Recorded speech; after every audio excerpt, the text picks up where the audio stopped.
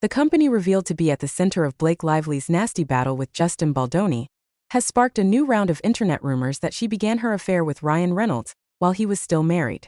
Its very name Vanson, a nod internet sleuths believe to their hometowns, and the fact that it was registered in California in September 2010, shortly after Lively and Reynolds met on the set of The Green Lantern, have set tongues wagging. At the time, Reynolds was still married to Scarlett Johansson, although they filed for divorce that December. Lively would dump boyfriend Penn Badgley just a month after the company was formed. Zach Peter, who runs the popular celebrity gossip podcast No Filter, posted about the potential scandal in a video on Monday. It's been rumored that these two had an affair on the set of The Green Lantern. That's where they met. His social media handle is Van City, which is in reference to Vancouver, which is where he grew up. Could Zahn be a reference to Tarzana, where she grew up? Asked Peter. Ryan Reynolds isn't listed on this company, but Eric Binder is. Eric Binder happens to be Ryan Reynolds' business manager.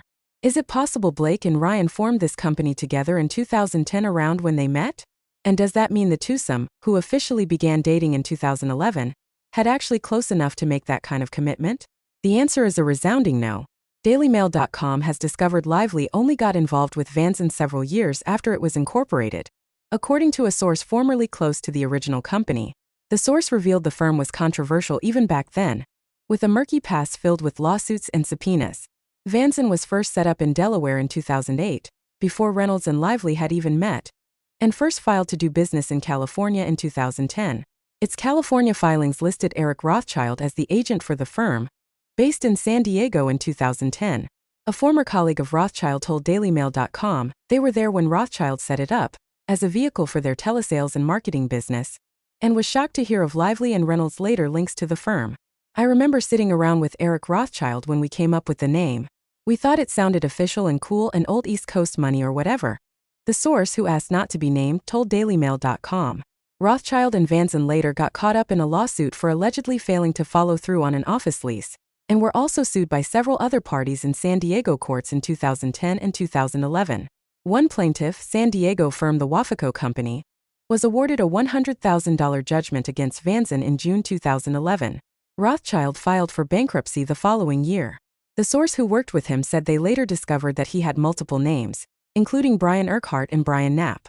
The Federal Trade Commission also filed a civil case against Rothschild in 2010, saying he failed to comply with their subpoena investigating his company's alleged violations of consumer data laws.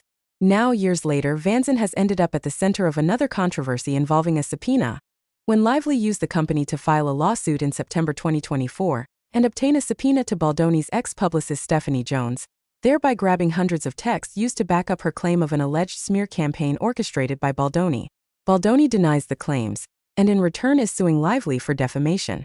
The source who was involved with Vanson in 2010 said Lively or Reynolds must have become involved in a later reincarnation of the company, not associated with Rothschild or telesales. The only way that Ryan Reynolds' dude and Blake Lively could have any involvement is the corporation could have expired and they could have just renamed it, or I suppose it's possible that they bought the existing corporation, the source said. But there's no way in the world that any person with a brain would have wanted to buy that company with the legal ST that was behind it. Indeed, California records show Vanson became inactive in 2013. The next public filing is in 2021, listing Blake Reynolds, the actress's married name, as CEO, Secretary and Chief Financial Officer, and an address at the office of her husband's business management firm in New York. Corporate filings in New York show there is also a company in that state called Vanson Incorporated, set up in 2019 and registered at the Manhattan offices of Reynolds' business management firm, ML Management.